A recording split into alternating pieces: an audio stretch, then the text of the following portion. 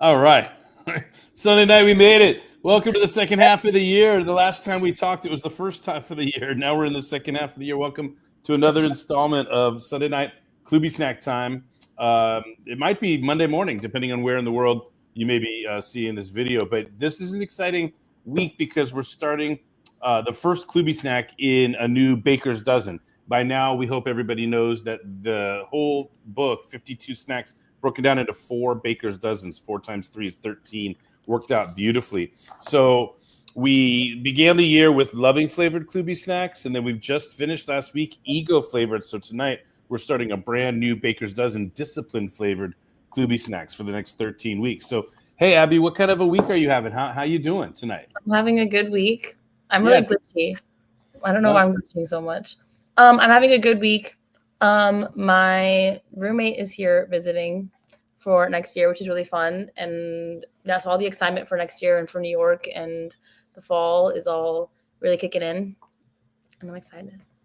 Yeah, you've been it's like an interesting phenomena because, I remember I didn't get to meet my roommate or even know who my roommate was going to be until day one, the day I moved in.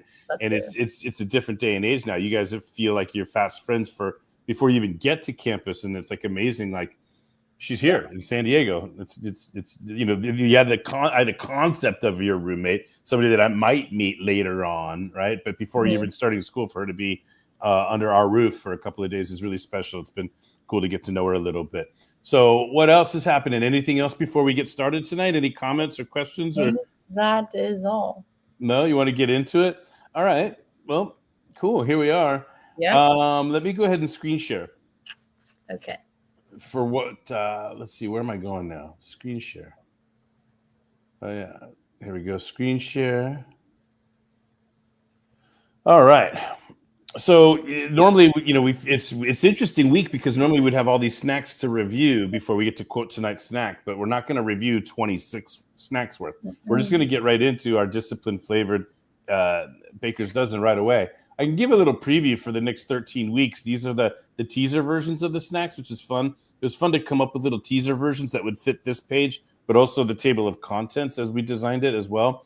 But again, as we're starting a new section or a new baker's dozen, then there's a little bit of intro that I'm going to read before we get to tonight's snack itself. And then, of course, you'll read your entry. Are you ready to roll? Ready to roll? Yeah? All right. Discipline flavored. Here we go. The world has waged war on our attention spans, and we're losing battle after battle. I have joked recently that that human evolution will ensure we grow a third eye out of the top of our foreheads so we can still defend ourselves while we are on our phones. I digress. Discipline is not punishment, other than the punishment of delaying gratification, committing to reality/truth, and continually. What is this? This should be striving. Yeah, look at that. We found a typo. Striving towards 0 on the continuum of mental disease. Putting that gosh darn phone down and getting back to pursuing the life, career, or business we really want. Offering gratitude once more to M. Scott Peck for the first section of The Road Less Traveled is where I first learned these concepts as a collection of understandings on discipline. What is reality versus stories we tell ourselves to justify our behaviors? What are the necessary and difficult things we must do for our own true good versus the easy and convenient things that discretionarily get us nowhere? What is the right amount of responsibility to take for things in this world? And will someone please tell me how on earth to teach a teenage girl about discipline, especially my teenage girl? My only daughter has a robust history of avoiding the consequences of her actions. Dare I say, she's unpunishable. Growing up, I was the kid who could talk his way into and out of anything. My get in trouble versus do stupid shit percentage was really low. I'm a little proud to say I got away with a lot, but the older I get, I actually wish I had more discipline within me and had experienced more discipline from my parents. I wish they didn't have to work so hard and could have kept more of an eye on me. I used to think I was outsmarting them, but I've come to realize I just made it require so much effort to uncover my tracks and trace my lies, stories, excuses, smoke, and mirror that they didn't have the time or energy to work through it all. I once stole my brother's car before I had a license and got caught red-handed, and I only had to give up going to a Def Leppard concert. Well, the apple doesn't fall far from the tree, and I find myself completely clueless when trying to figure out how to teach discipline to my daughter without her mistaking it for punishment.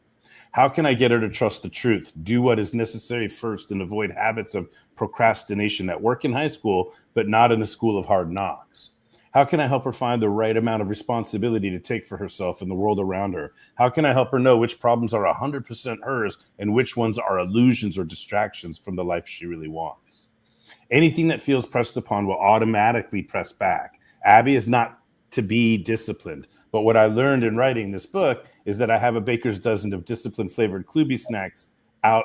What does this mean? If I leave. Oh, I'm sorry. Yeah, I'm sorry. There it is. Yeah, if I leave a baker's dozen of discipline-flavored KloobySnacks out overnight, I shouldn't be surprised if there are none left in the morning. They say we are what we eat, and a very disciplined Abby ate these up. No punishment, no crumbs. Enjoy. All right. So first, before I get to the snack, let me just ask: is any thoughts on that? I haven't read that in months since we wrote it back in, God, I want to say probably November is when we wrote this, maybe early December. Any thoughts on that before we get into the first Klooby snack of the section?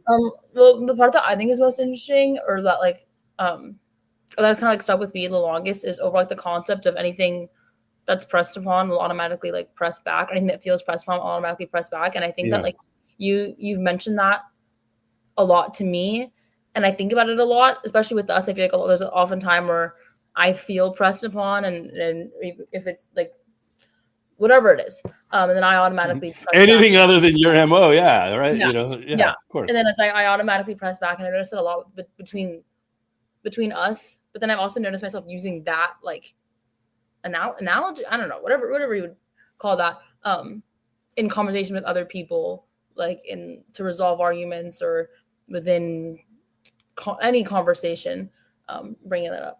So do you have like where you're bringing it up, meaning like where you're anticipating the press upon, and you're anticipating where you're just going to get press back, and you find a different way, or you feel yourself pressing back, or you talk to me more. This is good. That's what I was doing.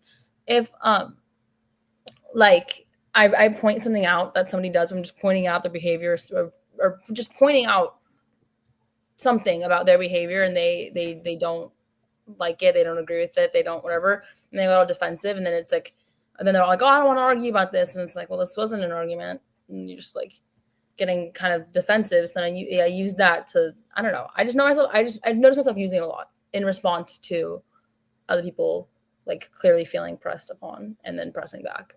Yeah. So the advanced communication technique is like, first of all, we talked about questions, right? When possible, replace statements with questions. So instead of saying, hey, I'm pointing out this about your behavior, has anybody ever told you, or hey, if I arrived at a conclusion about your behavior, would you want to know what my opinion is? I'm making it up, but like, is there some way to anticipate the automatic press back?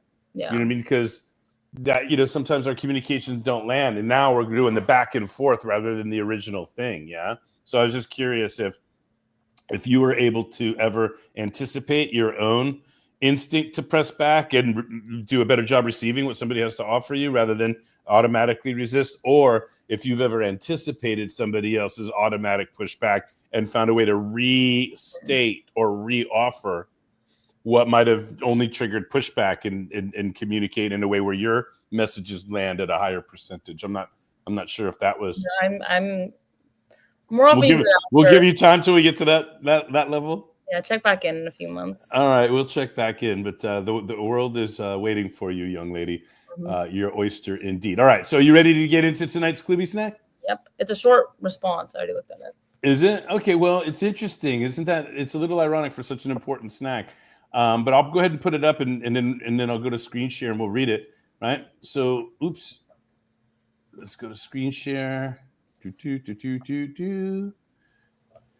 Okay, you should be able to see my screen, and there it is. We judge ourselves by intent, while we judge others by their actions. We are kicking off discipline flavored. Go ahead, Abby. Okay. I'll read from here. Everyone believes they're a better person than they are. I'm guilty of it, as is everyone else. Anytime I make a bad decision, I'm able to justify it to myself, knowing what my true intentions were, regardless of how my actions came off. If I make a sarcastic remark that comes off as rude or judgmental to others, I can defend myself by saying it was only harmless sarcasm. That's why it's so easy for me to tell myself that I've never been wrong. When we judge other people, we judge them solely on what we see. When we're thinking about someone's actions, it's very rare to question what caused them to do such a thing, or what they must be going through at home, or what they were truly trying to do. Nobody thinks about that. We all just judge. Not a good thing, but I'm keeping it real. Well, that's it, huh? All right. I think this one's very self-explanatory. I think that's like it's one of the ones where like you think about it, as you say, like if you hear it, you think about it to yourself, and it automatically clicks and makes sense, and then it makes you ponder. It's not one of the ones where like you ponder, then you're like, wait, how? And then it might come to you. It might be, and it could be this. It might be like this one's very like, wait, yeah, true. Yeah, and so let me ask you, like, do you feel any differently about this now than when you originally wrote your response last year? Now, some 6 months ago. That's first. Would you? I don't know. I mean, I ask that every week, but I'm not sure if you would respond any differently. Go ahead. Yes.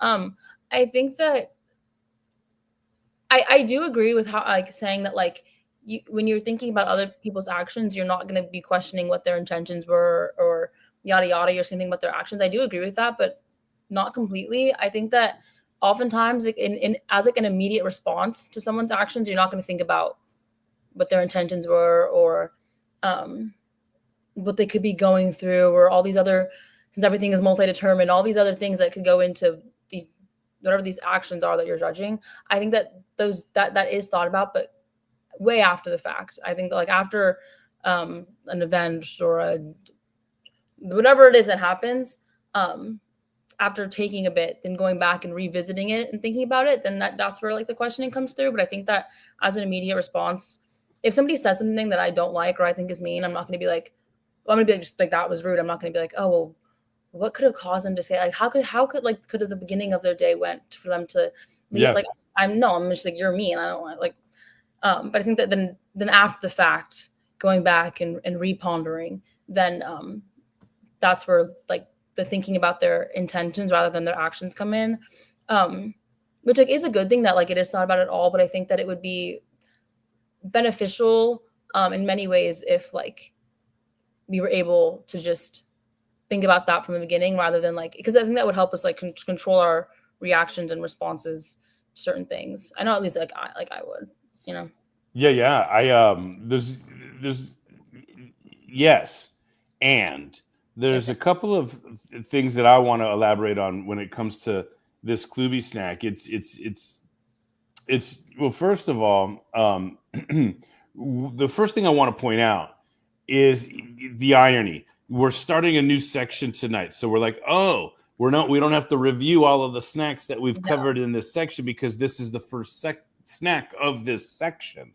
But guess what? I do want to refer to the section on ego flavored. Well, I want to remind everybody that this is what we're coming off of. So snacks like, to go back to last Baker's Dozen, ego defense is emotional fight or flight, right? And our judgments are an aggressive form of ego defense, right?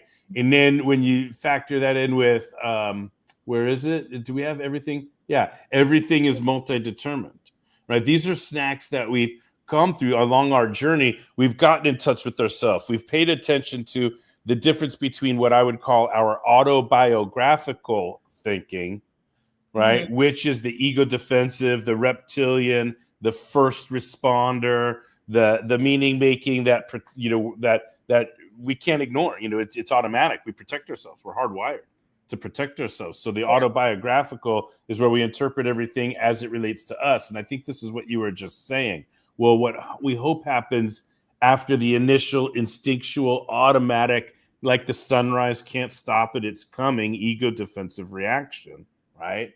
Then we can ponder, like you use the word ponder, right? Reflect, ponder, ruminate, right? But the idea is, I say it this way, you know, emotion always shows up to the party first. Mm-hmm.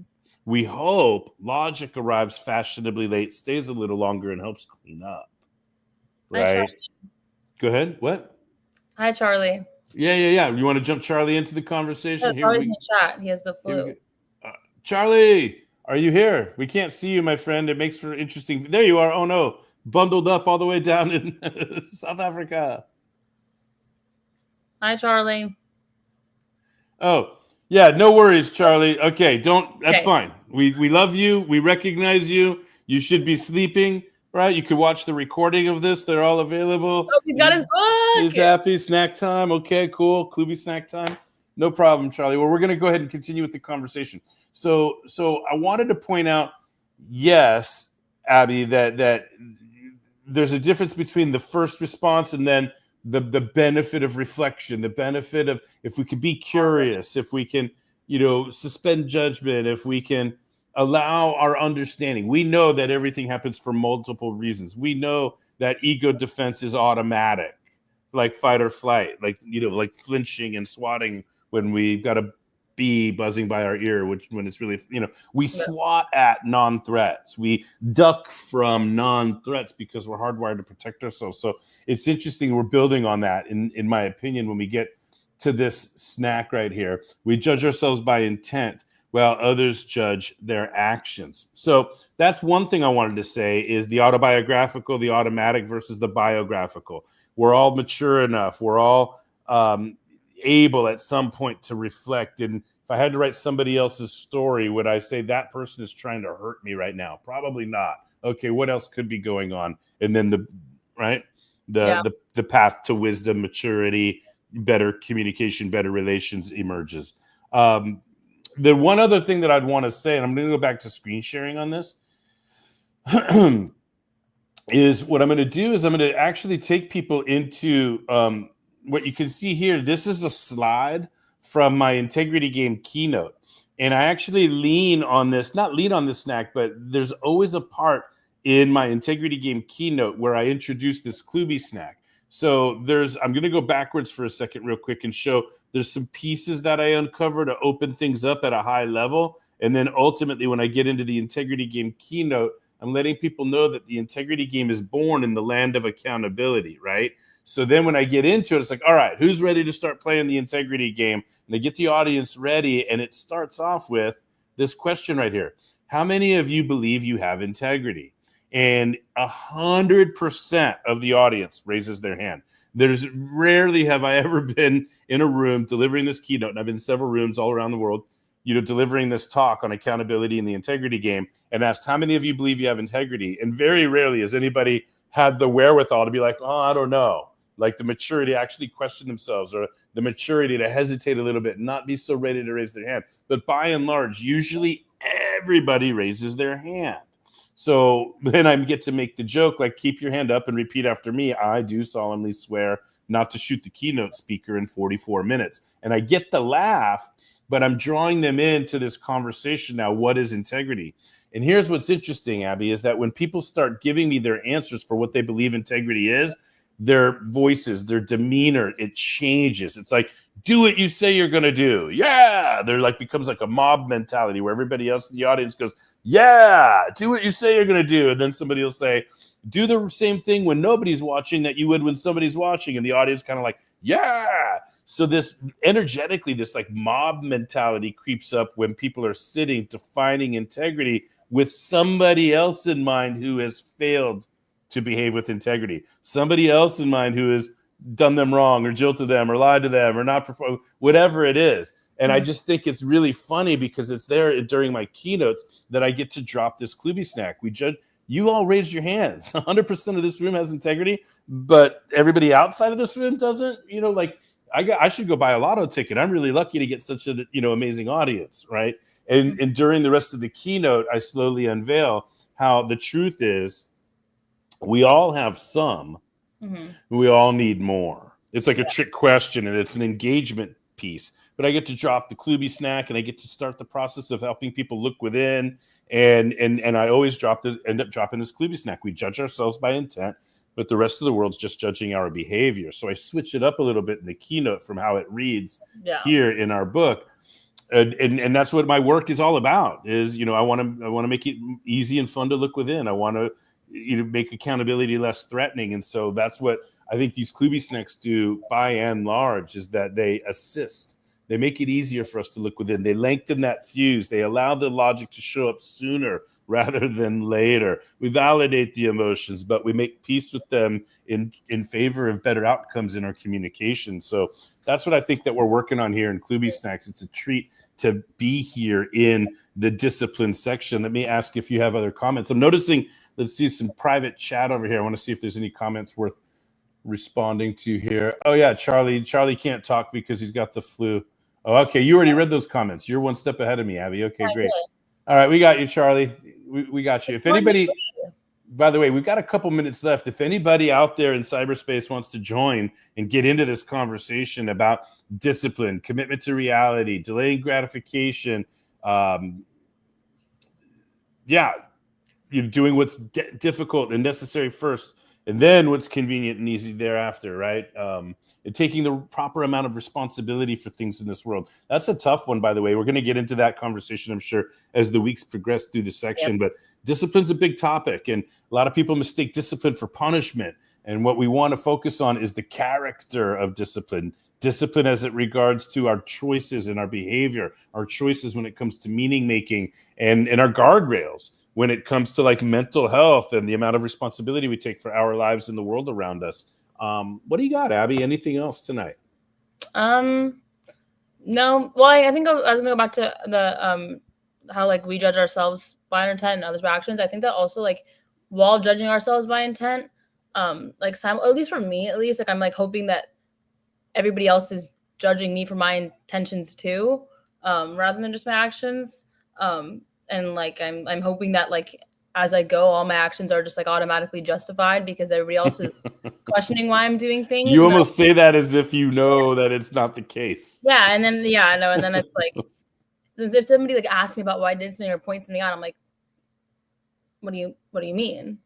Like, and I think that like as I'm going along, I think it would be beneficial for myself to be more aware of the fact that I'm not being judged for my intentions, and I'm being judged based on like just my actions and what's like actually like, evidently shown. It's worse than that. Yeah. It's worse than that. You want to know why?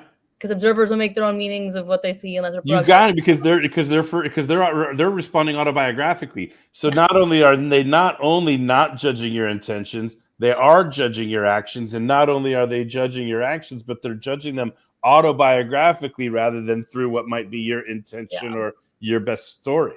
So we lose. The other one. Keep going. Observers will make. I forgot which number snack it is, but observers will make their own meaning of unless we're proactive about the meaning we want made, or unless we're Yeah, it's right here.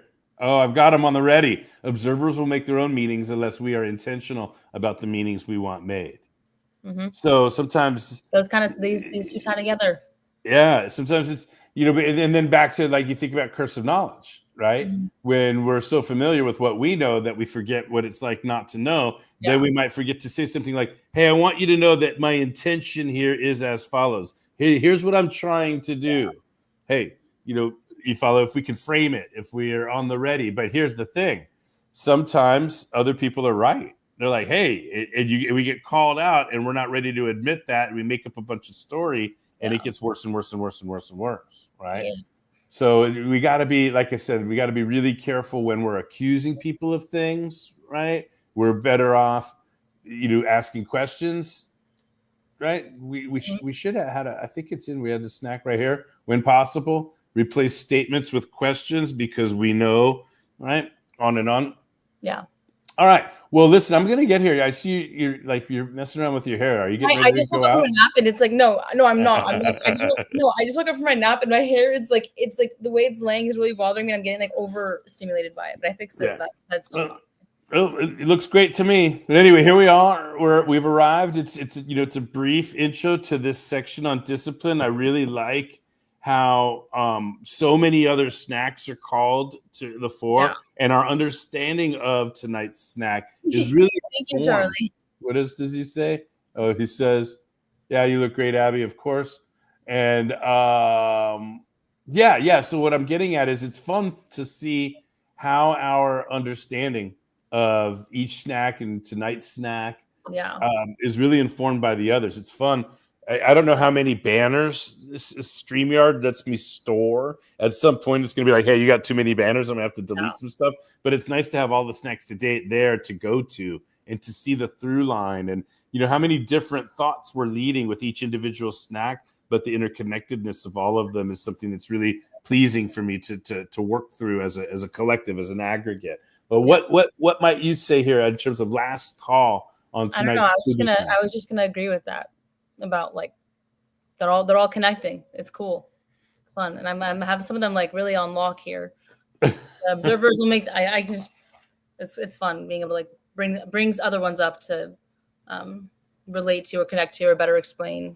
Well, I'm encouraging you to pay attention to if and when there's a concept in sports where it says like with experience like an experienced player, the quote, here's the expression, the game slows down for the experienced player. For the rookie, right, the game speeds up. It's going so much faster when they go from college to the pros. It's like these grown men going, the best of the best in the world, right? The game speeds up. It's going fast. But the more reps you have, the more, like, I don't know if you remember this from your field hockey days when you first started to play, your eyes were wide open. And then after a while, you began to anticipate things. You knew where the ball was going. The game slows down. Do you know what I mean by that? Right. And so, you could remember from the opening to the section, it was so much about, well, how do I teach discipline to my daughter? What a beautiful challenge, teaching discipline to my, brilliant, genius, hard-headed, strong-willed, apple doesn't fall too far from the tree, better than me daughter. Do you know what I'm saying? Like, how do you do that? Yeah. And I smile when I say that because I think I'm doing a pretty good job. Look what we've stumbled onto. This is it's a really incredible project. But that's what it comes down to, is that so much of this for me is the ability to transfer my knowledge to you. And what I'm hoping for is you actually become aware of. We teased it tonight. We didn't quite get there tonight, but we're on our way. Where you become aware of real moments, real situations where the game slows down for you.